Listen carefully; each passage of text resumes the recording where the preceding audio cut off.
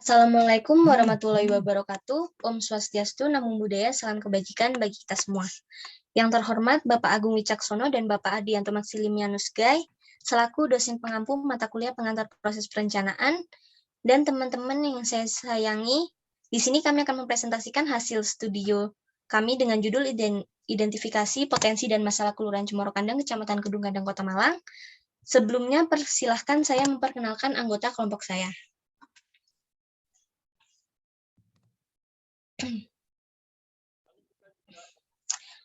Yang pertama, Ahmad Sidik Ismail dengan NIM 2124015, Efrem Betanios Windikerhi dengan NIM 2124024, Dian Fernanda Pani dengan NIM 2124038, Sinta Setiawati dengan NIM 2124048, Aprilia Maria Besi dengan NIM 2124066. Yang pertama, gambaran umum Kelurahan Cemoro Kandang.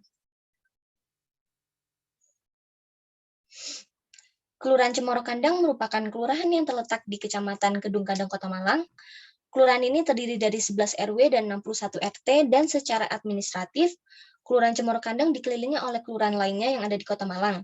Di antaranya pada sebelah utara, Desa Ampel Dento dan Desa Sumber Keradenan, sebelah barat, Kelurahan Lesanpuro dan Desa Kambingan, sebelah selatan, Kelurahan Madiopuro, sebelah timur, Desa Kedung Rejo dan Desa Kambingan. Kelurahan Cemoro Kandang memiliki luas 2,80 km persegi, dan bila dipresentasikan, Kelurahan Cemoro Kandang memiliki 7,02% dari keseluruhan Kecamatan Kedung Gandang.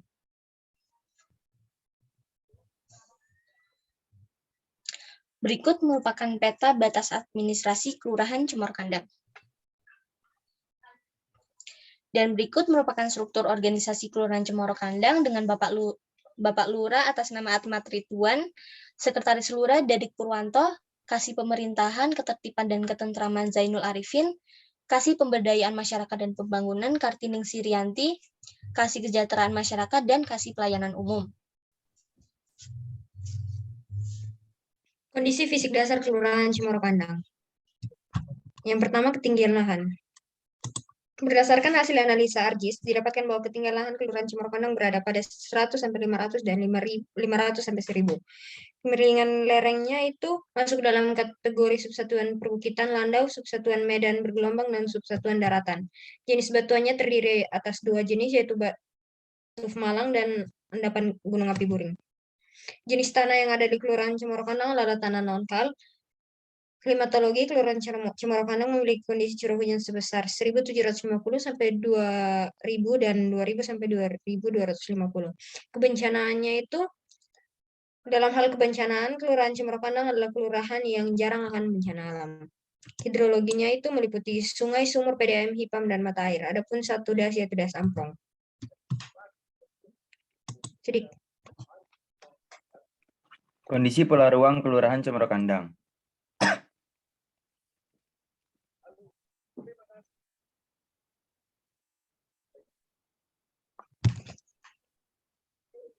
Yang pertama, zona lindung. Kelurahan Cemoro Kandang memiliki 2 klasifikasi subzona, yaitu RTH 7 dan RTH 8. Ruang terbuka hijau yang ada di Kelurahan Cemoro Kandang berupa pemakaman dan kawasan tata bangun lainnya, seperti kawasan pertanian yang banyak mendominasi. Yang kedua, zona badan air di Kelurahan Cemoro Kandang adalah Sungai Amprong yang melintasi sepanjang Kelurahan Cemoro Kandang.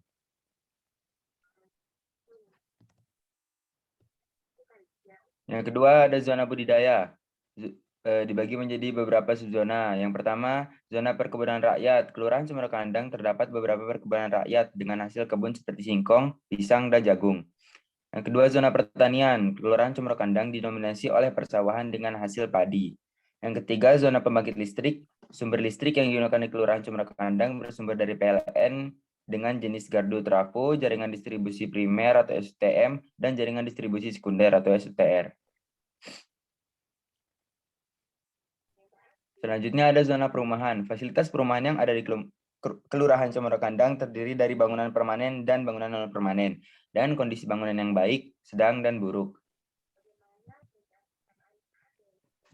Selanjutnya ada zona sarana pelayanan umum. Sarana pelayanan umum yang ada di Kelurahan Cemoro Kandang berupa A. Pendidikan yang terdiri dari fasilitas TK, SD, SMP, SMK, serta pondok pesantren.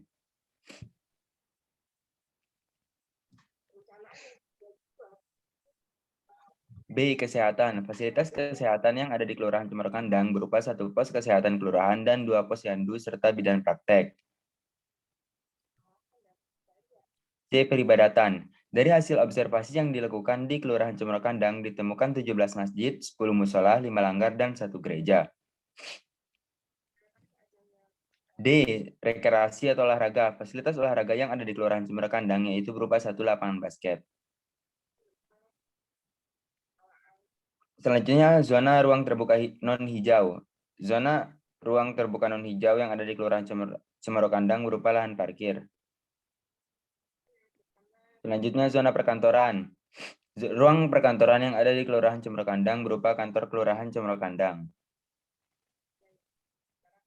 Selanjutnya ada zona perdagangan dan jasa. Di Kelurahan Cemorokandang memiliki berbagai macam jenis perdagangan dan jasa, seperti warung makan, kios, toko, salon, bengkel, penjahit, laundry, dan percetakan. Lalu ada zona pengelolaan persampahan. Pengelolaan persampahan di Kelurahan Cemorokandang ini diangkut 2 hari sekali menggunakan tosa, mobil, atau gerobak pengangkut sampah yang disediakan oleh penduduk Kelurahan Cemorokandang maupun yang disediakan oleh pemerintah. Kemudian sampah-sampah tersebut dibawa ke TPS setempat yang menjadi tempat pembuangan sampah bagi seluruh warga yang ada di Kelurahan Cemorokandang.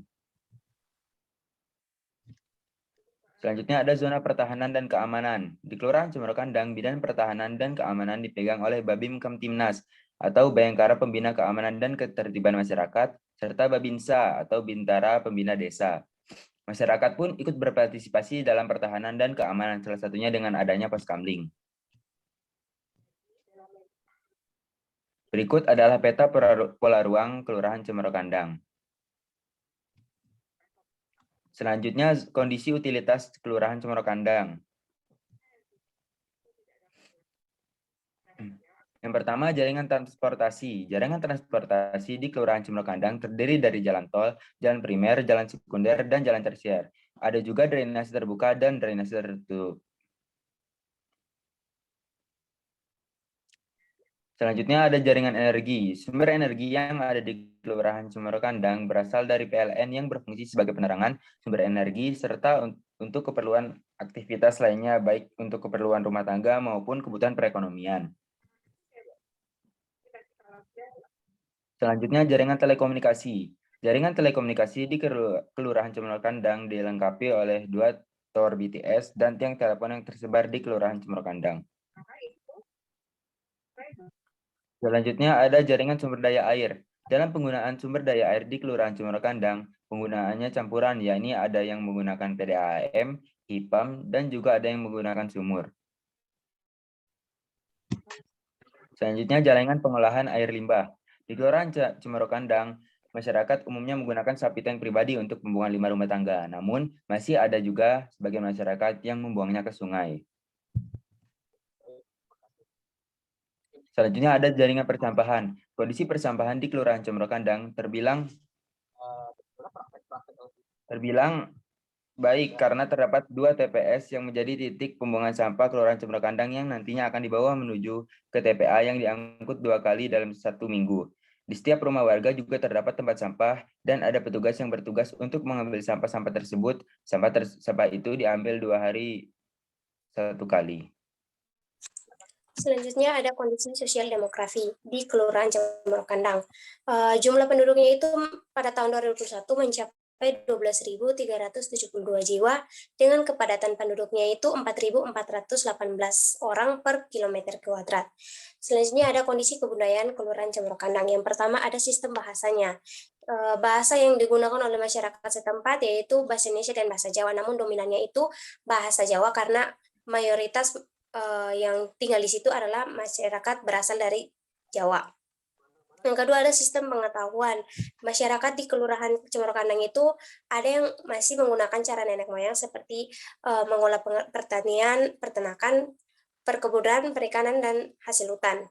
Selanjutnya ada sistem kekerabatan dan organisasi sosial. Sistem ini terjalin baik dan toleransi antar masyarakat. Nah, biasanya itu terdapat di acara-acara kelurahan yang bertujuan untuk mempererat persaudaraan dan menjalin toleransi antar masyarakat di kelurahan. Yang keempat, ada sistem peralatan hidup dan teknologi. Masyarakat di Kelurahan Cemorokandang sudah mengikuti perkembangan zaman yang lebih modern, dan contohnya itu penggunaan telepon genggam. Yang kelima, ada sistem mata pencaharian.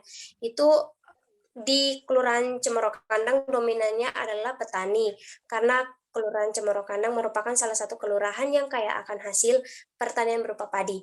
Yang keenam, ada sistem religi. Berdasarkan hasil observasi yang dilakukan, fasilitas peribadatan yang paling banyak ditemui adalah masjid dan musola. Hal ini membuktikan bahwa mayoritas agama di Kelurahan Cemorokandang adalah agama Islam.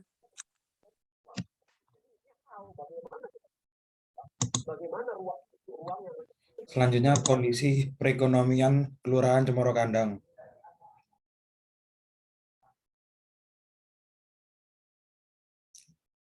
Perekonomian. Di Kelurahan Cemorokandang, luasan wilayah sebesar 90 ha pada tahun 2019 yang dipergunakan untuk persawahan. Di kelurahan ini pun terdapat kelompok tani cemara organik yang terletak di RW 8 yang memanfaatkan lahan tidur di sekitar rumah penduduk yang berfokus pada budidaya tanaman pangan berupa hortikultura. Selain itu, juga terdapat sentra aquaponik yang dikelola oleh perguruan San Hikmah di Jalan Bandara Timika yang mengembangkan cara bercocok tanam organik dengan menggunakan air yang dikolaborasikan dengan kolam pembiakan ikan. Hasil perkebunannya dominan kepada singkong, pisang, adapun perkebunan tebu.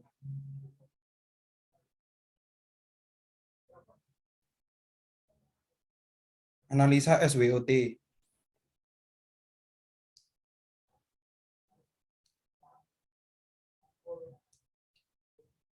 Strike. Jenis tanahnya cocok untuk pertanian. Kondisi curah hujannya bermanfaat untuk pertanian. Fasilitas serta utilitas yang sudah memadai. Banyaknya lahan kosong yang dapat dimanfaatkan. Komoditas padi menjadi komoditas unggulan. Weakness. Kondisi curah hujan yang kadangkala tinggi dapat memicu terjadinya bencana yang tidak diinginkan. Kurangnya sarana prasarana pendukung. Kondisi jalannya yang kurang baik sehingga kadang dapat memicu kecelakaan pada saat terjadi gagal panen. Treat. Rusaknya saluran drainase yang dapat menyebabkan genangan ataupun banjir. Rawannya tingkat kriminalitas karena belum meratanya pembangunan infrastruktur jalan dan penerangan, terbatasnya sumber daya, aparatur dan sarana yang memadai. Ketersediaan lahan semakin menurun akibat dari peningkatan jumlah penduduk. Terus opportunity, peningkatan jalan tol di daerah Cemorokandang dan Madiopuro, tersedianya saran dan prasarana yang mencukupi, peluang pada sektor ekonomi seperti komoditas padi, ubi, dan jagung yang dapat menjadi pemasukan untuk meningkatkan perekonomian.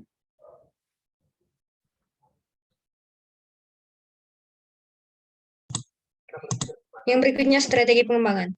Strategi pengembangan yang tepat berdasarkan analisis SWOT adalah untuk pengembangan wilayah Kelurahan Cemorokandang dapat menggunakan strategi SO atau Strength Opportunity, di mana strategi yang harus diambil oleh Kelurahan Cemorokandang dalam kondisi seperti ini adalah pemanfaatan dan pengelolaan lahan kosong yang dapat dimanfaatkan untuk mengembangkan sektor pertanian yang sudah menjadi komoditas utama di Kelurahan Cemorokandang.